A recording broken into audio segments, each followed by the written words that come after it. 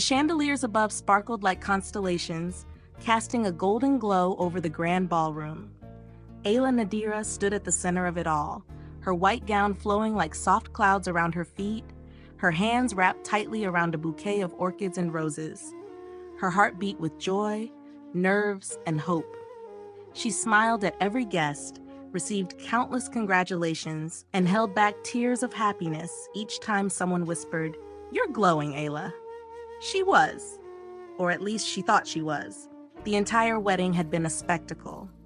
Held in one of Jakarta's most exclusive venues, it was filled with high society names, social media influencers, and distant relatives who hadn't spoken in years but came for the occasion. Her groom, Rayhan Dirgantara, looked flawless in his tailored tuxedo. The son of a powerful business family, he was composed, courteous, and distant. Ayla didn't mind. She believed he was simply nervous. She had fallen for him in silence over months of brief meetings, formal dinners, and polite conversations. Their courtship had been arranged by their parents, but Ayla grew to see goodness in him, strength in his quiet nature, and kindness in the way he listened, even when he didn't speak much. She thought perhaps he just needed time to soften. But Rayhan never softened, not even during the vows. His words had been smooth but hollow, as if rehearsed. His hands were steady, his gaze fixed straight ahead, not at her eyes, not at her soul. Ayla noticed it, but she convinced herself that men were simply not as emotional as women on wedding days, that he would open up in time, that this was the beginning of something beautiful. After the final applause, the dinner, the toasts, the endless photos, they were whisked away to the penthouse suite of a luxury hotel, their wedding night. Ayla walked into the room first, her heart fluttering. She stood near the window, watching the city lights twinkle below. Her veil had slipped halfway, and her heels were starting to ache, but she felt light, almost breathless with anticipation. She turned, smiling, expecting him to come close. Instead, Rayhan walked to the desk, set down his phone, and reached into his coat pocket. Ayla watched as he pulled out a sleek black folder. Without a word, he opened it and slid a set of documents onto the table. Her smile faded. "What is that?" she asked softly. He didn't look up. "Our annulment." Ayla blinked. Her chest tightened. "What are you talking about?" He finally looked at her, and for the first time that night, she saw something real in his eyes. Coldness. "I married you because my parents wanted a respectable wife to show the media, to keep the shareholders happy," he said. "I've done that now. I've fulfilled my obligation, but I'm not going to pretend any longer." Ayla didn't understand. "But we just got married." He stepped closer, his expression unreadable. "I'm in love with someone else. I've been with her for 2 years. Her name is Celine. I'm not going to give her up to play husband in a lie. You were a business deal, Ayla. Now it's over." He dropped the papers onto the bed where she was supposed to sleep beside him that night. "I've already spoken to my family. They'll handle everything. You can go back to your parents in the morning." He didn't wait for her response. He grabbed his phone and walked out the door, leaving her alone. Alone, in a white gown that now felt like a costume. Alone, in a room that smelled of fresh flowers and cold betrayal. Ayla stood frozen. The night was silent, except for the faint sound of the city outside. She looked at the bed, at the untouched champagne, at the signature line on the papers. Then she looked at her reflection in the window. Still beautiful, still glowing, but broken. And not because she lost a husband, but because she had believed in one. That was the beginning. Not of a marriage, but of something far more dangerous, far more powerful. Ayla didn't know it yet, but that night was not the end of her story. It was the spark. Morning came, but it brought no light. Ayla sat on the edge of the hotel bed, still in her wedding gown from the night before, the fabric now wrinkled and cold. The room was quiet, but her mind was loud, replaying every second, every word, every sharp turn that led her here. She had barely slept, her eyes heavy but dry, her heart swinging between disbelief and numbness. She picked up the annulment papers that Rayhan had left, reading the cold legal language as if it could somehow explain what had happened. But nothing made sense. This wasn't just a heartbreak. It was humiliation on a scale she couldn't yet comprehend. Her phone buzzed. She glanced at it hesitantly, unsure whether she had the strength to look. Dozens of notifications flashed across the screen. Texts from friends, relatives, even a few journalists. But it was the trending tab that made her fingers tremble. Photos. Clear and undeniable. Rayhan, still in his tuxedo, laughing beside a woman in a red dress at a rooftop lounge. Her hand rested on his chest. His arm was draped around her shoulder. The caption read, CEO Rayhan spotted at midnight party with alleged girlfriend, hours after wedding. The woman's name was tagged, Celine Armanda. Isla felt her stomach twist. She clicked through the photos. In one, Celine fed Rayhan a strawberry. In another, they danced under golden lights, their bodies too close, too comfortable. The final image showed Rayhan whispering something into Celine's ear as she smiled with closed eyes, her fingers tracing the line of his jaw. The comments were brutal. Some called it scandalous, others called it a modern love story. A few defended Rayhan, saying maybe the marriage had been forced. No one defended Ayla. No one even asked where she was. That morning, she returned to the Durgantara residence with her suitcase in hand, still wearing the gown beneath a long coat. The family staff seemed confused. One of them looked at her with pity. The others avoided her eyes.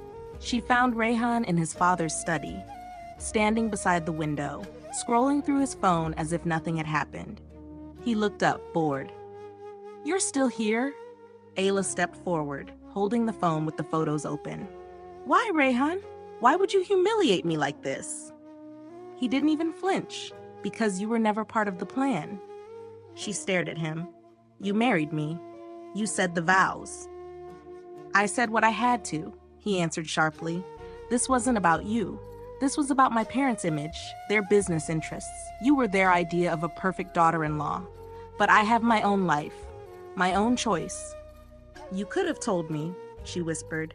"You could have spared me the wedding, the lies."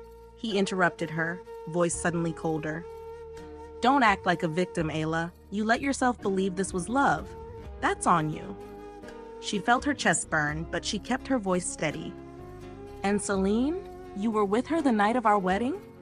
He looked at her for a long moment, then said, without guilt, "Yes." Just one word. But it was enough to end everything that had remained standing inside her. "You used me," she said. "I used what I had to. You were convenient. But don't worry. The annulment will be smooth. You'll get your dignity back. Just disappear quietly." Ayla didn't respond. Not with rage, not with tears. She stood there for a moment, memorizing the face of the man she thought she had married. And then she turned around. She walked out of the house without saying goodbye to anyone. The heavy front doors closed behind her like the final line of a story that was never hers. In that moment, Ayla made a promise, not to destroy Rayhan, not even to get revenge, but to become someone no one could ever discard again. Not him, not his family, not the world that watched her fall and chose to look away. They would all remember the woman they tried to erase. Because Ayla Nadira wasn't finished. She was just beginning. The following days moved like shadows, long, heavy, and suffocating. Rayhan wasted no time. Less than 48 hours after Ayla left the Durgantara house, a courier arrived at her parents' home carrying fresh annulment documents in a sleek envelope with a message that read, "The sooner, the better. Let's avoid further embarrassment." It wasn't signed. It didn't have to be. The coldness in the ink felt just like him. Ayla sat at her parents' dining table, staring at the pages. Her mother cried softly in the next room, still trying to understand how a wedding turned into scandal overnight. Her father didn't say much. His disappointment came in silence, the way he stirred his tea without sipping it, the way he avoided her eyes. But Ayla wasn't crying anymore. Not after everything that had happened. Not after seeing Rayhan's indifference and the world's reaction to her humiliation. The story had gone viral. Screenshots of her wedding photos were now side by side with pictures of Rayhan and Celine at the rooftop lounge. News outlets speculated on everything: her dowry, her background, her education, even her smile. They called her the discarded bride, the forgotten wife, the pawn in a business marriage. Strangers on social media argued whether she had been too quiet, too simple, too traditional. Some mocked her for not fighting back. Others blamed her for not being modern enough. But the cruelest blow came from Rayhan's own mother. Mrs. Laras called her one morning under the pretense of offering closure. "We are offering a settlement," she said briskly. "You'll be compensated fairly, enough to live comfortably and start fresh. All we ask is that you sign the papers and stop entertaining the media." "I haven't spoken to any media," Ayla replied calmly. Mrs. Laras exhaled. "Yes, but you're becoming a symbol now. It's not good for our family's image." "Your son humiliated me," Ayla said. "I was left alone on my wedding night." Mrs. Laras paused, then delivered her final wound. "You weren't what he needed, Ayla. You're sweet, yes, but too soft, too proper. Rayhan needs someone more adaptable. You tried, but some girls just weren't raised for this world." The call ended, but her words lingered. That afternoon, Ayla dressed in simple jeans and a long-sleeved blouse and went to the Durgantara legal office alone. She stepped into the same building that once hosted her engagement celebration. This time, there were no flowers, no smiles, just lawyers with briefcases and tired eyes. They offered her the pen. She looked at it, then at the documents before her. She took a deep breath and pushed the folder back. "I'm not signing," she said. The room went silent. "You'll be dragged through court," the lead counsel warned. "Your name will keep showing up in headlines. People will dig up your past." "Let them," Ayla replied, standing. "You married me into a lie and thought I'd just disappear. But I'm not going anywhere. If this goes to court, I'll speak, and the public will know the truth about your son, his mistress, and the kind of modern values you preach." She walked out of the room without waiting for a reply. For the first time, her steps felt firm. Outside photographers waited, hoping to catch a glimpse of her breaking. But she didn't flinch. She looked straight ahead, past the cameras, and into the future she had just decided to rebuild. Not as Rayhan's wife, not as someone's embarrassment, but as herself. They had expected her silence. What they didn't expect was her refusal. And that was the beginning of her power. Ayla stepped off the train with nothing but a single suitcase, a satchel containing her documents, and a hollow ache that refused to leave her chest. The air in her small hometown felt different, warmer, quieter, almost untouched by the chaos of Jakarta's headlines. But even here, she couldn't fully escape the whispers. Some people stared too long, some lowered their voices when she passed. She stayed in her aunt's modest house on the edge of town, a quiet place with peeling walls and a view of the rice fields. The first week, Ayla barely left her room. She cried when no one watched, broke down in the shower, and stayed awake at night replaying everything. Rayhan's words, the photos, the phone calls, the pity in strangers' eyes. Her name had become a headline, her pain a spectacle. But grief, like everything else, softened with time.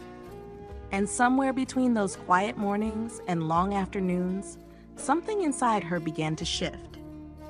One morning, Ayla opened the old drawer in the guest room and pulled out a folder marked CV Legal.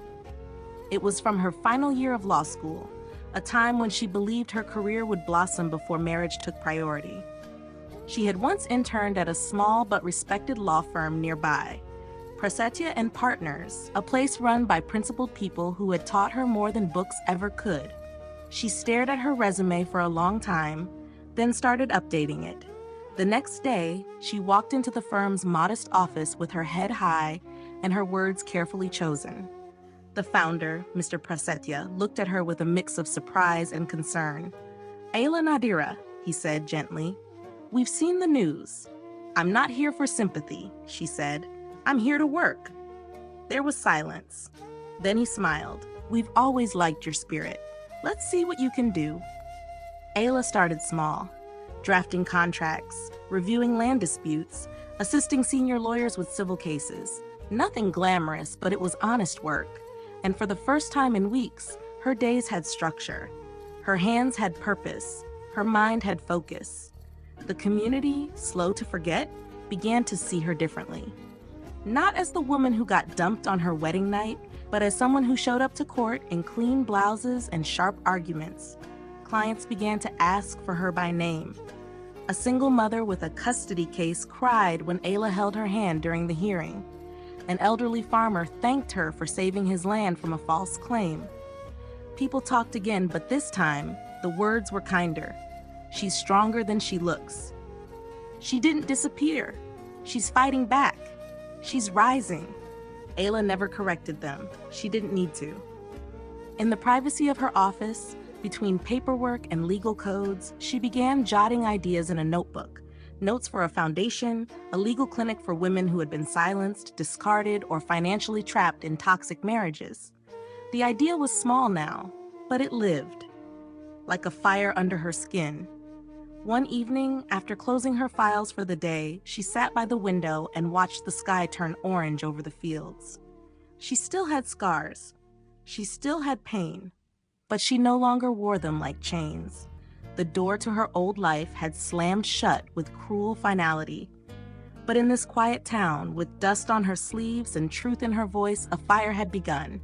Not one of revenge, but of rebuilding. And Ayla wasn't looking back. Ayla's days remained steady at the firm, legal paperwork, courtroom prep, and quiet lunches alone. But at night, when the office lights dimmed and the countryside fell into silence, her mind turned to something else, something unfinished. Rayhan and Celine. Their faces still haunted headlines, though now dressed in polished success stories. Magazine covers praised them as a modern entrepreneurial couple.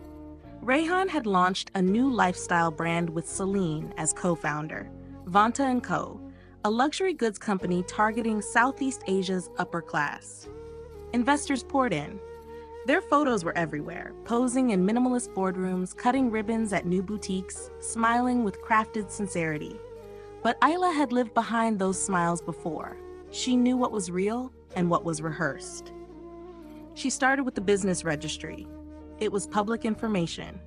Vanta & Co. had been registered under Rayhan's family trust, but the controlling shares were curiously in Celine's name. Ayla dug deeper. The company had expanded rapidly in 6 months, acquiring prime storefronts and importing high-end merchandise at suspicious speed. It didn't make sense, not legally, not financially. She created a new digital folder on her home laptop and labeled it simply Sand Foundation. Over the next few weeks, Ayla spent her evenings combing through financial records, import logs, and offshore business networks. Her legal contacts, quiet and trusted, helped her trace a web of shell companies registered in Belize and the British Virgin Islands, entities used frequently in laundering operations.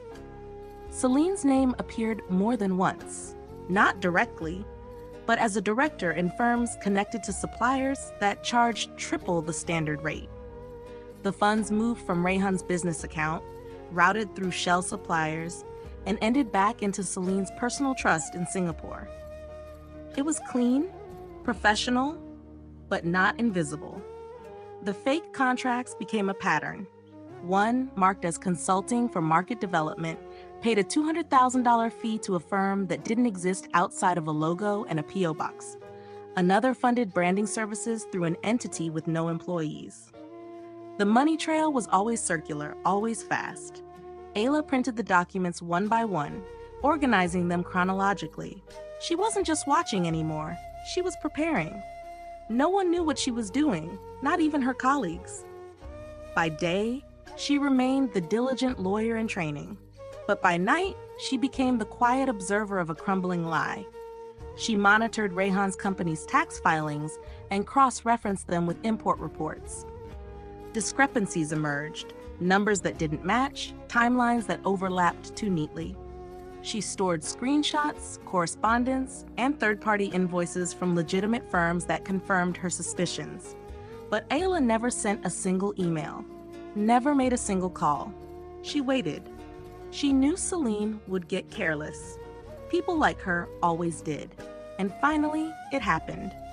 Celine posted a photo on her private account, not her main one, but the smaller circle-only profile Ayla had found through a mutual connection. It showed her laughing on a yacht in Langkawi, champagne in hand, the caption reading, "Close the biggest deal of our life. Ray says we're untouchable now." Ray. He had used her pain to build a throne for someone else. But that throne was built on fake signatures and stolen funds. It wasn't a kingdom, it was sand. And Ayla was gonna let it collapse, but not with a scream, not with anger, with evidence, cold, clean, and final. Jakarta's skyline hadn't changed, but Ayla had. She stepped off the elevator of one of the city's most prestigious law firms, Mora and Winata Partners, dressed in a tailored navy suit, her hair tied neatly, her steps calm and grounded. The firm had offered her a consultant role after she assisted on a land acquisition case involving a foreign client. Her quiet precision had impressed them. What started as temporary quickly became permanent. Now, she represented several international investors exploring expansion in Indonesia. Coincidentally, or perhaps fatefully, one of the investors had their sights set on Vanta & Co., Rayhan and Celine's pride and joy. Ayla was assigned to lead the legal evaluation team. When she read the file on her desk and saw the familiar company name, she didn't flinch. She simply closed the folder, inhaled deeply, and began preparing. The day of the due diligence meeting arrived sooner than expected. Ayla entered the mirrored conference room at exactly 10 a.m. The foreign investors were already seated, along with 2 local assistants. Across the long table sat Rayhan, immaculate in his gray suit, brows furrowed in confusion as he read her name on the nameplate. He looked up and froze. It had been almost a year since he last saw her. The woman who now stood before him was unrecognizable. Her eyes were calm but unreadable. Her posture held no trace of the soft, fragile bride he had once dismissed. She extended her hand professionally. "Good morning, Mr. Durgantara. I'm Ayla Nadira. I'll be leading the legal review on behalf of our clients." He shook her hand but couldn't speak. Celine arrived moments later. Her heels clicked across the tile floor, her designer outfit flawless, her confidence radiating. Until she saw Ayla. Her smile faltered for half a second, just long enough. The meeting began.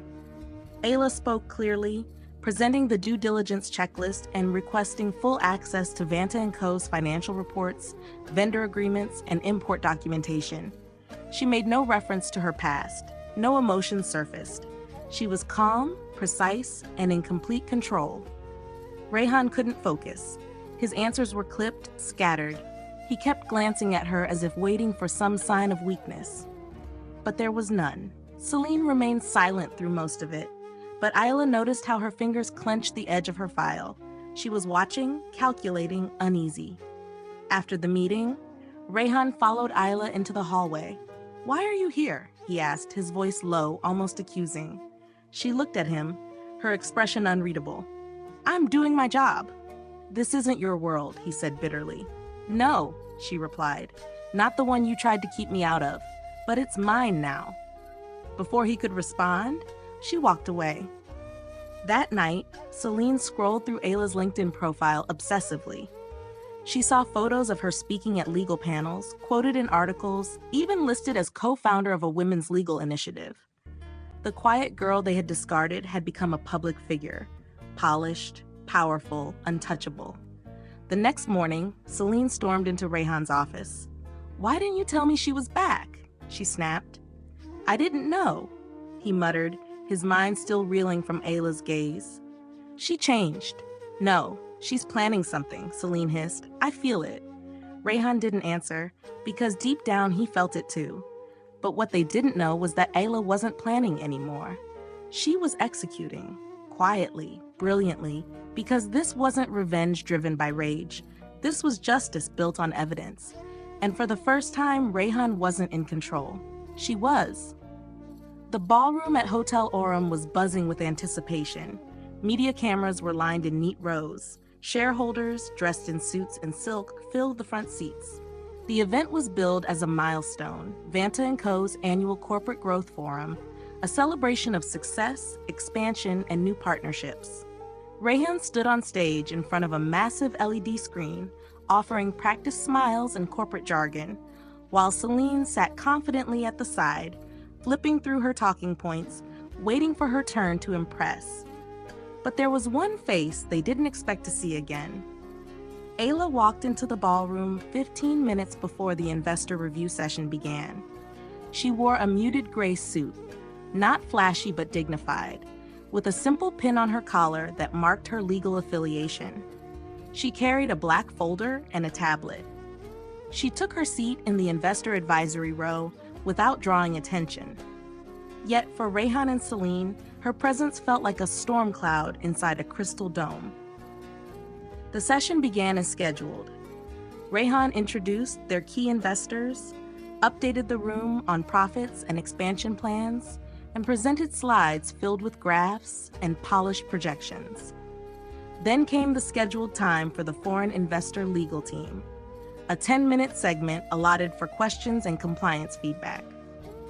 Ayla rose from her seat and stepped onto the stage with calm professionalism. A soft murmur rippled through the room. Some recognized her, some didn't, but Rayhan's grip on the podium tightened and Celine's fingers curled around her wine glass. "Good afternoon," Ayla began, her voice steady, clear. "I represent a group of international investors currently reviewing compliance standards within Vanta & Co., particularly regarding sourcing, vendor transparency, and fiscal integrity. As part of our obligation to ensure legal accountability, we've conducted an independent audit." She tapped the tablet and the LED screen behind her changed. The first document appeared, an invoice, then another, a third. Each one billed under shell companies traced back to an offshore account. The amounts were excessive, the services vague, the trail unmistakable. "As you can see," she continued, "these transactions totaling over $8 million have been processed through fictitious vendors registered in territories widely known for laundering schemes. These vendors have direct ties to an individual listed as a director in multiple overlapping companies." She tapped again. The next slide displayed the business registry records. The name Celine Armanda glowed at the center. A gasp erupted across the room. Rayhan stepped forward. "Ayla, stop. This is inappropriate. This is not a legal hearing." But Ayla didn't flinch. It may not be a courtroom, but fraud has no stage preference. The final slide was a summary. Over 24 falsified transactions, 3 fraudulent corporate identities, and 1 internal witness statement. Anonymous, but powerful. The company's board members, who had watched with pride just minutes earlier, now wore confusion and alarm. Reporters in the back began typing furiously. Phones lit up with news alerts. Screenshots were already flying across the internet. Rayhan tried to speak again, but this time the lead investor stood up. "Mr. Durgantara," he said coldly, "will be suspending all active negotiations, effective immediately." The ripple became a wave. Other investors followed. One by one, partnerships collapsed, publicly, in front of the press. Celine's composure broke. She stood up, her voice sharp. "This is a setup. She's doing this for revenge." But Ayla turned toward her and replied quietly, "This isn't revenge. This is responsibility, something you've never understood." Security began moving in as chaos spread across the room.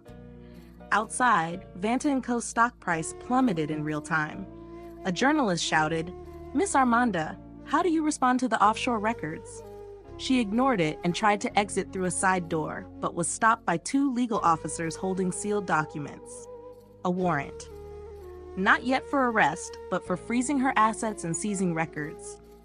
Rayhan stood in shock as Ayla descended the stage. He tried to speak, to reason, but she passed by him like wind through ashes. No scream, no vengeance speech, just silence. Because when the truth explodes, the guilty don't hear a roar. They hear the sound of everything they built collapsing. Ayla didn't look back. She didn't have to. The bomb had already gone off. Every outlet dissected the fraud scandal like vultures picking at the remains of his reputation.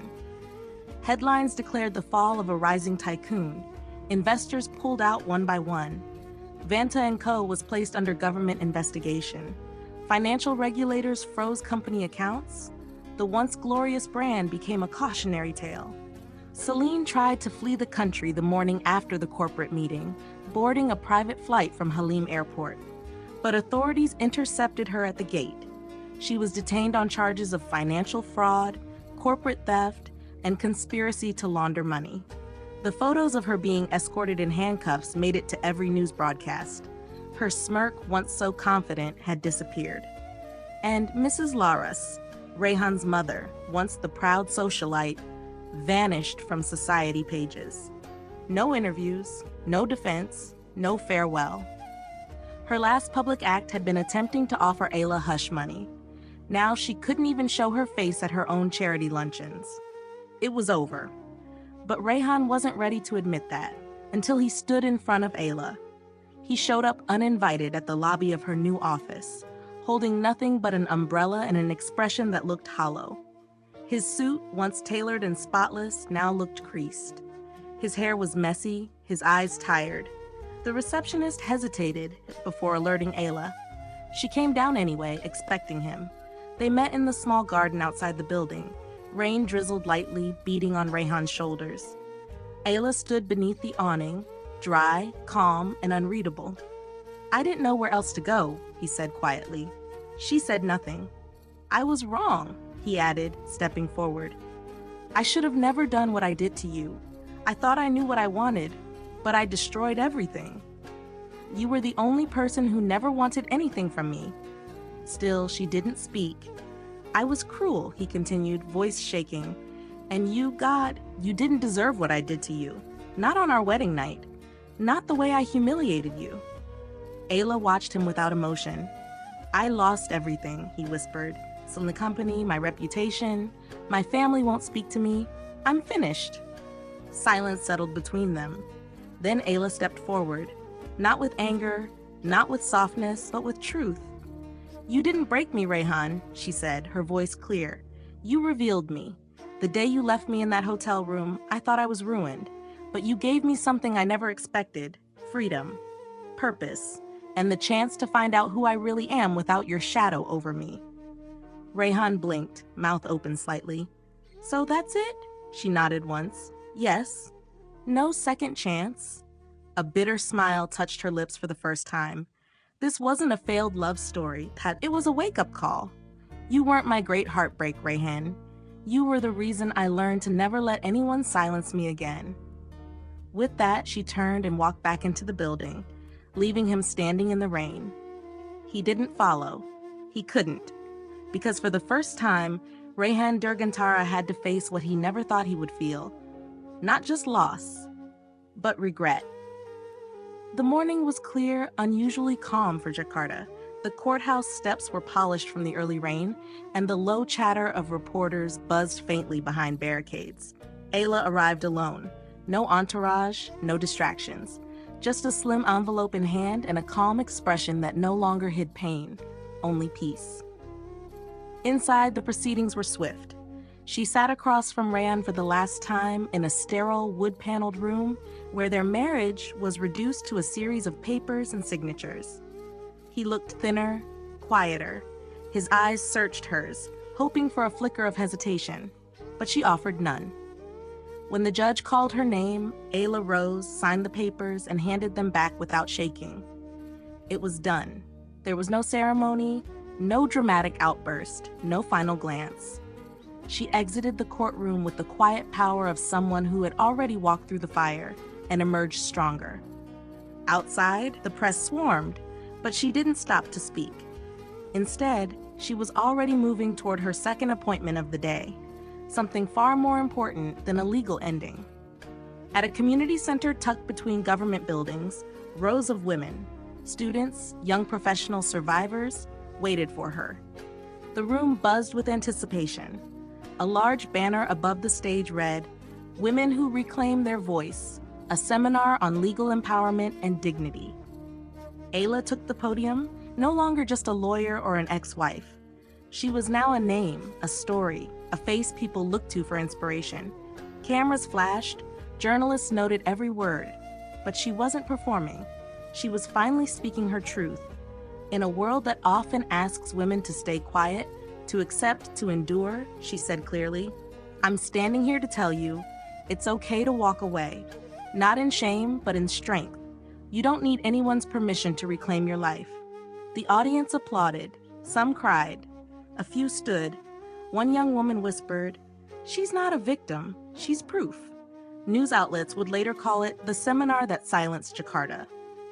Articles praised Ayla Nadira as a symbol of quiet resistance, grace under fire, a new voice for modern womanhood. Her speech was broadcast, quoted, shared. From the back of the auditorium, behind tinted glasses and a low cap, Rehan watched. He didn't approach. He had no right to. The woman he once discarded had become everything he pretended to be: respected, admired, untouchable. While he faded into headlines of scandal, Ayla had built something real, something lasting. He had chosen shadows. She had become light. And he knew then, more than ever, that there was no returning from the choice he made. Now, she stood in front of a newly renovated 3-story building in the heart of Jakarta. The walls were white with soft gold accents, the windows wide and clear. Above the entrance, a sign gleamed in silver letters: Nadira Legal Foundation Justice. Dignity, voice. The street was filled with guests, friends, former clients, community leaders, journalists, and young women holding bouquets. A ribbon stretched across the doorway. A quiet crowd watched as Ayla took the scissors in hand. She didn't give a speech filled with anger or tears. Instead, she smiled and said simply, "For those who thought they were alone, you're not anymore." The ribbon fell. Applause rose. Inside, the foundation's lobby buzzed with life. A team of lawyers, most of them women, greeted walk-in clients. Posters on the walls displayed information about legal rights, family protection laws, and steps for women to regain financial and personal freedom after domestic abandonment. Ayla moved through the building slowly, touching the walls, checking on the rooms she had designed from scratch. One space was a resource library. Another, a quiet counseling room with soft lighting and warm chairs. At the back, a workshop room prepared for weekly legal literacy classes. In her office, there was no portrait of her past. No wedding photos, no reminders of Rehan or what he took. There was only a framed certificate signed by the Ministry of Law declaring Nadira Legal Foundation as an officially recognized organization serving vulnerable women across Indonesia. And beside it, a simple photo. Ayla standing with a group of women she had helped win custody battles, property rights, and their lives back. She had become more than a survivor. She was now a protector. That afternoon, a young woman arrived quietly at the reception desk. She looked frightened, clutching a small bag. Ayla noticed her from the hallway and stepped forward herself. "First time here?" Ayla asked gently. The woman nodded. "Come in," Ayla said, opening the door to the counseling room. "You don't have to tell me everything today, just enough to know where to begin." The door closed behind them, soft and safe. Outside, the city carried on as always, busy, indifferent, rushing. But inside that building, lives were changing. And Ayla? She was no longer the woman defined by what had been done to her. She was the one who had rewritten the ending, and this time, she had written her name at the top, not as someone's wife, not as someone's shame, but as Ayla Nadira, founder, advocate, and finally, free.